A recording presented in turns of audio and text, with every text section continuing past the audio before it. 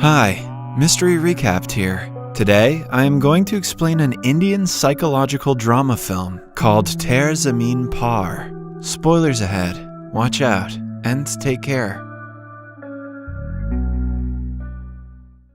Ishan is an 8-year-old imaginative kid, widely known as a troublemaker among his mates. He fails every subject and is the lowest-ranking student in his classroom. He is in his second year of 3rd grade, and by the looks of his report card, he will have to repeat the same grade again. In contrast to Ishan, his elder brother Johan is an ideal student. Outside studies, he plays tennis and is competing in the upcoming Interstate Tennis Championship. Ishan frequently gets into fights with the neighborhood kids who bully him. One day, a kid's mother complains about Ishan's behavior to his father, Nand Kishore. He has to embarrassingly apologize to the kid and his mother. After they leave, he shoves Ishan to the floor to discipline him. Although Nand Kishore loves his children, he is too harsh on Ishan. He believes that Ishan's low scores and inability to do basic tasks are because of his laziness. The next day at school, Ishan's English teacher asks him to read a line from a book. He tries his best, but can hardly form a word. He has difficulty in understanding the letters, but the teachers mistake it for him being a brat. When she repeatedly urges him to read, he yells gibberish and is sent out of the class. It is not a new thing for Ishan to be punished. In fact, he spends most of his time outside rather than studying because the teachers think of him as a disturbance to the other students. That day, Ishan hadn't done his math homework. To avoid facing the math teacher, he runs away from school and spends the entire day wandering around the neighborhood. He enjoys the day to his fullest, buying ice cream, spending time by the sea, and analyzing the passersby. By the end of the day, he returns to his school bus without anyone noticing his absence. At home, we see him make a beautiful painting. Ishan loves to paint, and his imaginative mind helps the cause, resulting in over-the-top pieces. Later, his mother Maya tries to tutor him and make him do his homework. She notices that his handwriting is awful and he can hardly spell anything right. She associates his inability with laziness and scolds him like everyone else. The next day, Ishan will have to provide his teacher with an absent note from his parents. Scared of getting in trouble, he begs his brother to write the note for him. Johan makes him promise he will never skip school again and writes the note.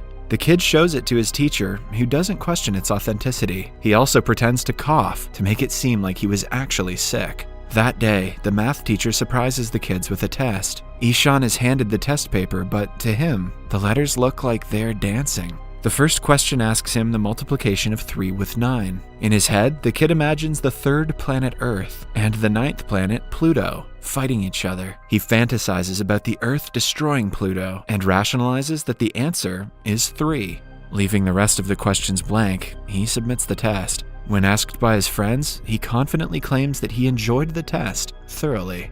The next day, Nand Kishore returns from a business trip. Ishan is overjoyed by his father's return and hugs him dearly. However, during breakfast, Nand Kishore finds the fake absent note from the day before. Upon investigating, he finds out about Ishan running away from school and wandering alone in the streets. The very next day, the parents go to meet his teachers and the principal, who condemn his behavior in class. They also find out about the recent math test and its results. The principal assumes Ishan is a special child who needs to be sent to school for children with disabilities. Nand Kishore is horrified at the thought of his son being disabled. Both parents are worried about their kid's future, so they decide to send him to a boarding school. Ishan is completely against the idea. He rebels and cries, begging them to keep him home. And although the parents do not want to be separated from him either, they do what they think will be best for him. That night, Ishan dreams of losing his mother in a crowd and wakes up screaming. When she tries to calm him down, he promises to study harder if they let him stay home.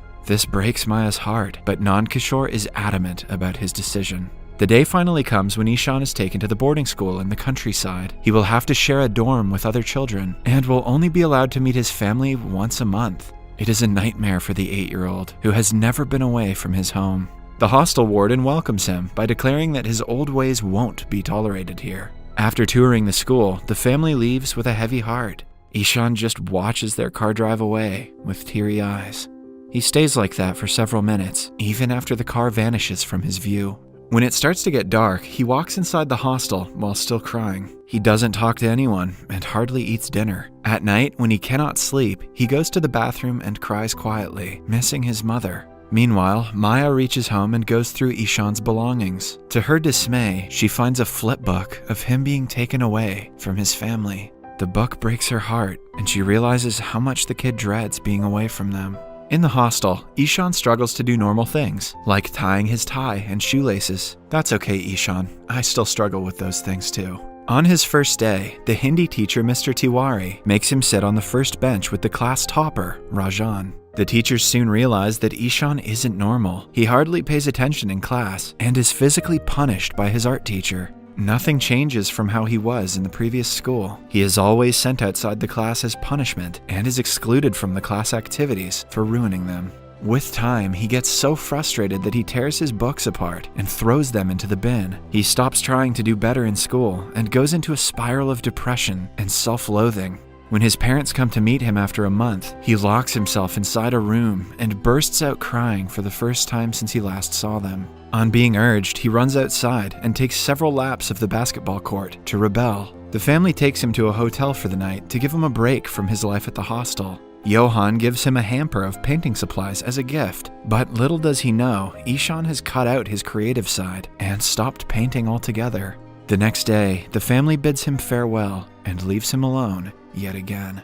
Later that day, Ishan is the lowest he has ever been. He looks down from the terrace of the school, thinking about how it would feel to jump from that height. His only friend, Rajan, interrupts his thoughts and tells him about their new art teacher. Ishan doesn't think much of it because no teacher has ever helped him. However, it is surprising to the kids that the new teacher, Ram, enters the class in a Joker costume. He sings a song, plays a flute, makes them dance, and lets them enjoy the class, in contrast to all the other teachers. While the old Ishan would have loved this, the depressed one doesn't participate in any of it. As their first task, the students are asked to draw or paint anything they want. Ram wants them to show their creative side so he knows what he has to work on next. The children start to draw several things, all different from one another, but Ishan doesn't even touch the paper. Initially, Ram assumes that the kid is taking some time to think, but even when the class ends, Ishan's paper is still blank. Worried, Ram asks him what is wrong, but doesn't get a reply. That evening, Maya calls to talk to Ishan, but he only holds the phone to his ears and doesn't say anything. He is informed that they will have to postpone the next visit by a week because of Johan's tennis competition. To Ishan, this only confirms that his family doesn't care about him. He sheds a single tear and walks away without saying anything. The next day, Ram sees Ishan kneeling down outside the classroom. Intrigued by his behavior, he asks Rajan about him. Rajan reveals that Ishan has difficulty understanding letters, no matter how hard he tries. Ram teaches in a school for disabled children, so he has an eye out for kids who are special. To find out more about Ishan, he goes through his old notebooks and finds a pattern of similar mistakes. Even while teaching the special children, he cannot get the thought of Ishan out of his head. He used to have the same problem in his childhood, so he feels sympathetic to the kid. Weeks later, he recognizes what Ishan's actual problem is and travels to his hometown to meet his parents. They welcome him and let him take a look at Ishan's bedroom. Ram is surprised to find out that Ishan used to paint. This makes him even sadder that the kid lost his sparkle because of the pressure that was put on him. Nandkishore belittles his son, claiming that he is lazy and he hates studying. Ram retaliates and shows him the pattern in Ishan's mistakes. He often inverts the letters, as if he has difficulty differentiating between them. Still, the father associates it with laziness, but Ram bluntly claims that he is wrong. He declares Ishan has a neurological condition called dyslexia that causes him to not understand certain patterns, like letters and words. In addition, he has difficulty coordinating, which causes him to not be able to tie his shoes. The kid must have been suffering so much because no one understood that he couldn't read and assumed he was just being lazy. So in other words, it's the parents who are being lazy. Oh snap. Nandkishore thinks Ram is calling his son a retard and lashes out at him. To make him understand, Ram asks him to read foreign letters written on a box. When Nandkishore is scolded for not understanding the letters, he finally realizes what his kid must be going through. Still, he refuses to acknowledge that his son can make a living out of his only passion, painting. Ram is determined to prove him wrong. When he returns to school the next day, he teaches the kids about all the famous historical figures who weren't so good at studying when they were children. He gives them examples of scientists, actors, and philosophers, which makes Ishan feel a lot better about himself. When Ram asks them who invented the light bulb, Ishan speaks for the first time in weeks and answers, Thomas Edison. Ram sees a shimmer of hope for the boy to learn. Later that day, Ishan is by the pond when he uses rubber bands and leaves to make a working boat. Ram is so impressed that he brings the structure home and keeps it as a decoration. Ishan's creative senses start to flow again, but he still has a long way to go before learning to study like the other kids his age. One day, Ram goes to the school's principal and tells him about Ishan's problem. The principal suggests they send him to the school for children with special needs, but Ram is confident that Ishan can study with the regular kids. He suggests the teachers understand the kid's problem and help him accordingly. When the principal says it is not possible, Ram offers to teach Ishan every day after school. The principal allows it for the sake of the child. Starting the next day, Ram uses various innovative methods to help Ishan differentiate letters of the alphabet. They learn using sandboxes, Play-Doh, sensory methods, and so on. Ishan also takes help from audiobooks and stares to learn to calculate. In only 2 months, he begins to understand the letters that other teachers couldn't teach him in several years. One day, Nand Kishore comes to the school to talk to Ram and boast about how they are researching more about their son's condition. He wants Ram to know that he's not an absent father and is proud to be the way he is. Ram, on the other hand, blames the father for being the reason the kid lost self-confidence, which even Nand Kishore cannot deny. On his way out, he sees Ishan trying to read from the notice board. Regretful of unknowingly hurting his child, he tears up and cannot get himself to face him. A few days later, Ram organizes a painting competition for both teachers and the students of the school. Everyone gathers in the amphitheater and participates. Ishan uses the painting supplies that he was gifted by his brother for the first time. The competition starts and everyone gets busy drawing. Even the teachers enjoy the event and do their best. By the end of it, Ishan creates a beautiful painting of himself sitting by the pond. He goes to the front to submit the painting and sees that Ram has painted a portrait of him. He is left speechless at the sight. A while later, it is announced that the winning painting will be on the front of the new edition of their yearbook.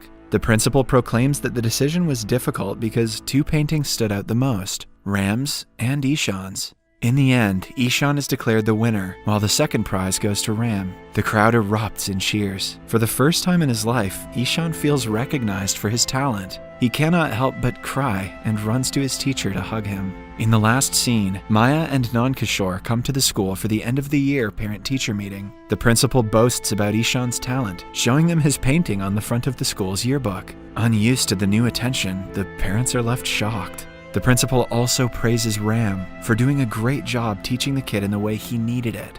Later, the parents meet Ishan's teachers, who show them the report card and compliment the kid's undeniable progress. Outside, the couple watches their son playing and cry tears of happiness. Nand Kishore thanks Ram for helping Ishan and apologizes for his behavior. Lastly, Ishan bids farewell to Ram and goes back to his hometown for a vacation. Subscribe for more videos like this, turn on notifications, and leave a like to help the channel out. Thank you for watching.